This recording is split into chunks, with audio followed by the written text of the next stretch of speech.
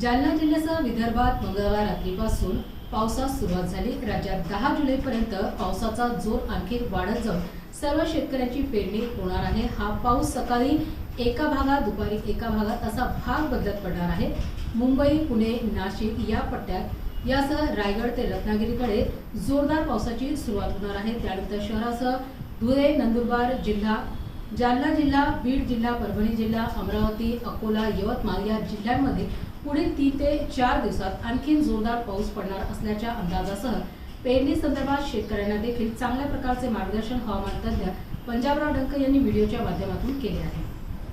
नमस्कार, मी पंजाब डक। आज आहे 24 जून 2026। तर हे पाहू शकता मी माझ्या शेतामध्ये, आमच्या इकडं जवळपास सकाळपासून आमच्या भागामध्ये जालना जिल्ह्यामध्ये इकडं घनसावंगी, आष्टी सगळीकडे जवळपास विदर्भात देखील सगळीकडे पाऊस बऱ्याच ठिकाणी रात्रभर चालू होता आणि आता देखील सुरूच आहे।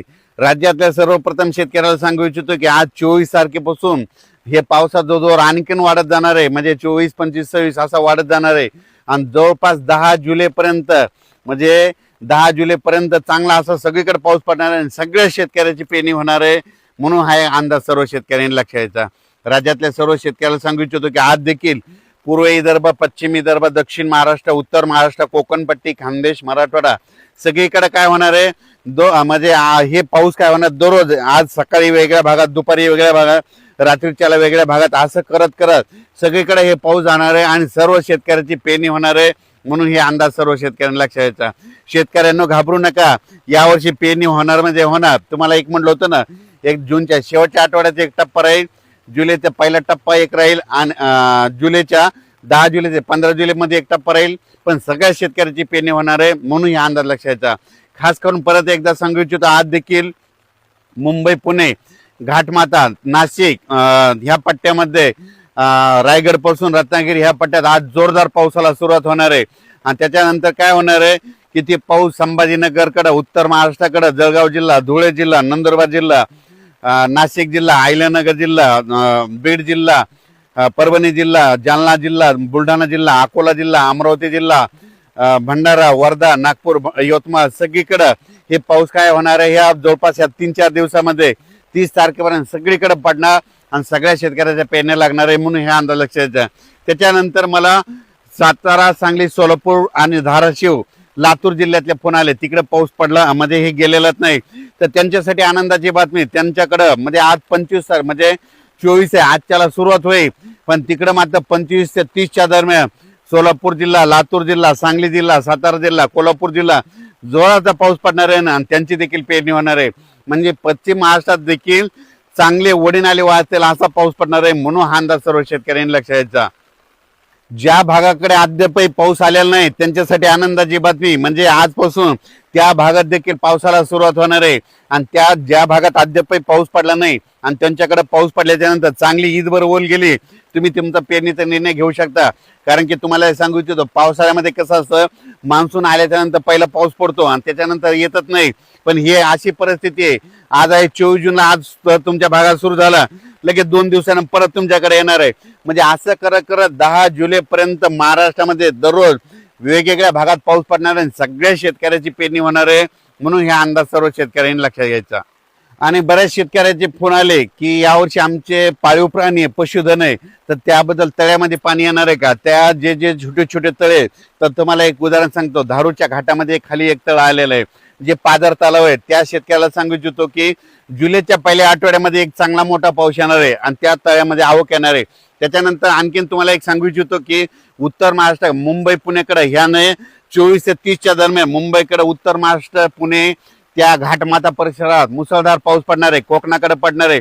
त्याच्यामुळे काय होणार आहे, पुण्याकडे खूप पाऊस पडल्यामुळे उजनी धरणात देखील त्या नदीला पाणी येणार आहे, त्याच्यात देखील थोडी थोडी आवक यायला सुरुवात होणार आहे।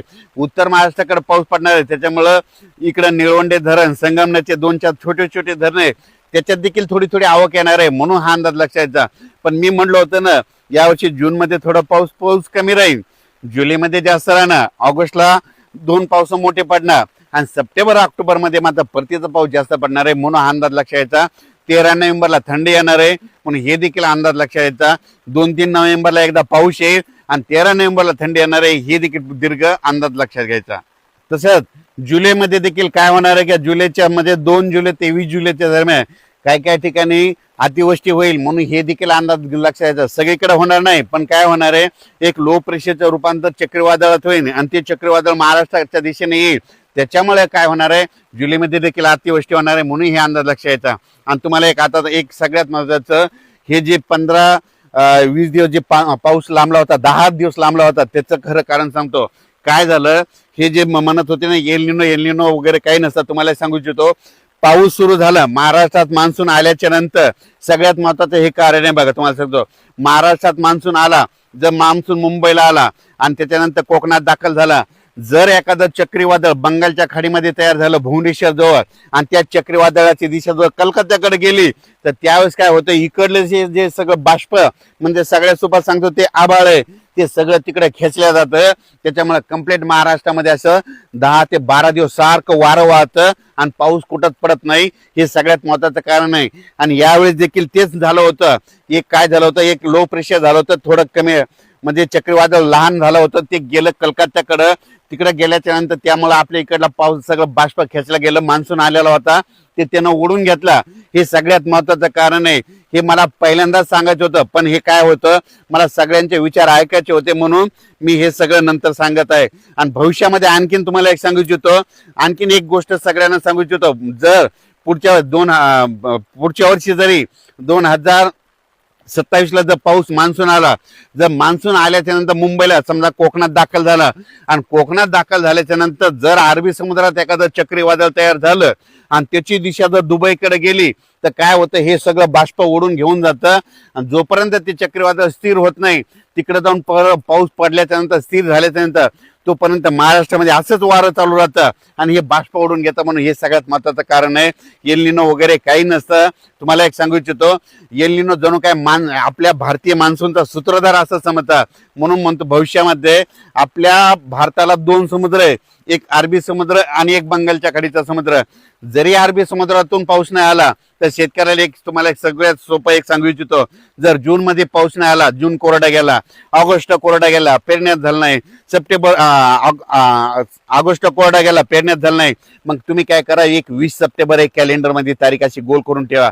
20 सप्टेंबरला दरवर्षी मला जसं कळतंय तसं बंगालच्या खाडीमध्ये एक चक्रीवादळ तयार होतंय आणि ते तिथून मद्रासला येतंय, मद्रासून तेलंगणात येतंय, तेलंगणातून मराठवाड्यात येतंय, मराठवाड्यातून इकडे आयल्यानगर करून इकडं काय होतंय, नंदुरबार उत्तर महाराष्ट्राकडे जातंय आणि सगळ्याला 20 सप्टेंबर नंतर पाऊस पडतो. म्हणून ही गोष्ट सगळ्या शेतकऱ्यांना लक्षात यायची. अचानक वातावरण बदल झाला तर परत एक मेसेज दिला जाईल.